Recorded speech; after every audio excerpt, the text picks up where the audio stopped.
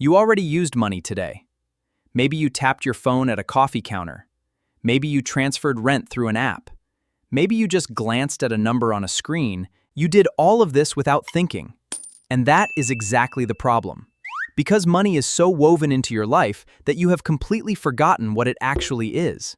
And what it actually is will surprise you. It is not what you were taught in school.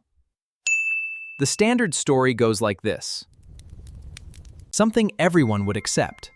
Something portable, durable, divisible.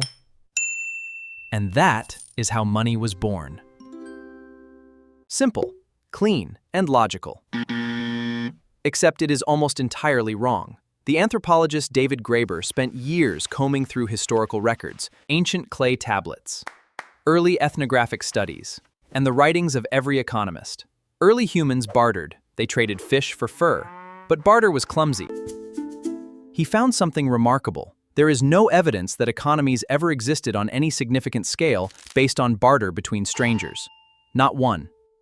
When early societies traded with outsiders, they did not haggle over exchange rates. They gave gifts. They established relationships. The answer is far older and far stranger than a marketplace. It came from debt, from obligation, from the terrifying social pressure of owing someone something. Think about the oldest financial records. They were found in ancient Mesopotamia, on clay tablets dating back over 5,000 years. And they were not records of trades. They were records of debts. A farmer owed the temple a certain weight of grain. A craftsman owed a merchant a measure of silver. These were not receipts for exchanges that had already happened. They were promises. Priests and bureaucrats, not traders, invented accounting. Money did not create civilization. Civilization created money. And the reason civilization needed it was not to make shopping easier, it was to manage social obligations at scale. Your brain already understands this, even if you have never thought about it. When someone does you a favor, you feel something. A pull. A weight. A quiet need to even the score. Psychologists call this reciprocal altruism. It is one of the most deeply wired social instincts in the human brain. You scratch my back, I scratch yours. And the moment someone has to wait, you need a way to remember. You need a way to measure. You need money. Before any coin was ever minted, before any precious metal was weighed, humans were already keeping score. They just did it with memory, with reputation, with social pressure, with stories told around fires. Your status in the group depended on whether you were seen as someone who gives back. Stinginess was not just rude. In small-scale societies, it was dangerous. Being known as someone who takes but does not return could get you ostracized. And ostracism, for most of human history, was a death sentence. To take the invisible ledger that human communities had always kept inside their heads and stamp it onto something physical, a clay tablet, a tally stick, a coin, a digital number on a screen. Archaeologist Richard Seaford, studying ancient Greece, found that the first coins appeared not in bustling markets but in religious and political contexts. Coins were used to pay soldiers. They were used to fund temples. Gold coins were used by states to extract taxes, and by armies to pay mercenaries. The marketplace came later. Money had to exist before the market could function, not the other way around. This changes everything about how you think about the world you live in. When you are paid a salary, you are not just receiving compensation. You are being fitted into an ancient system of obligation management. You are discharging a debt. The money does not just change hands, it settles a claim. It zeroes out an obligation. It ends a story.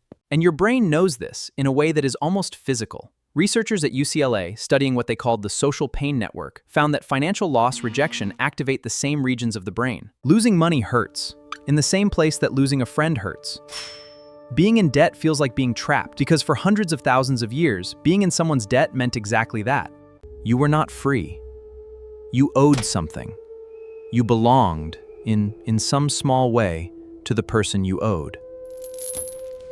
A debt unpaid could mean your labor, your children, your freedom. The word for debt in many ancient languages is the same word for guilt or sin. In Sanskrit, the word rin means both debt and fault. In German, the word Schuld means both debt and guilt. Your language is telling you something about the deep structure of money that your teacher never did.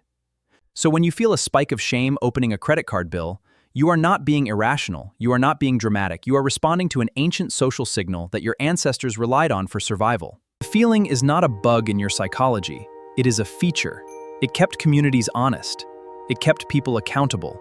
It kept the invisible ledger balanced. They are owed to institutions that do not know your name.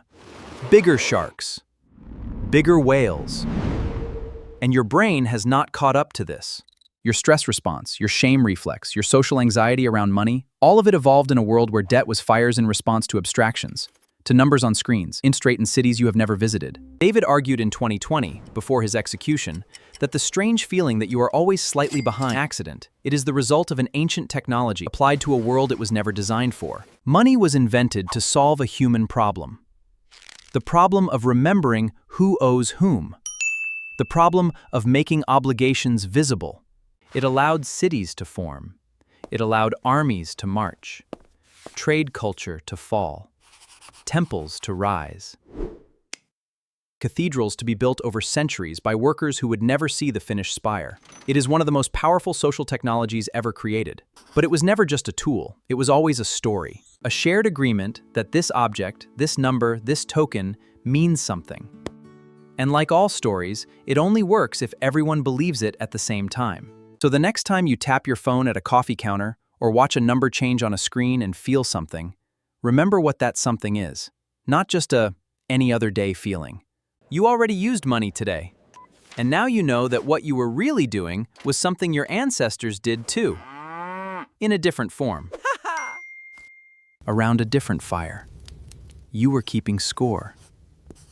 You were staying connected. You were being human. Hey there! Don't forget to like this video and subscribe to the channel and hit that bell for more awesome doodles.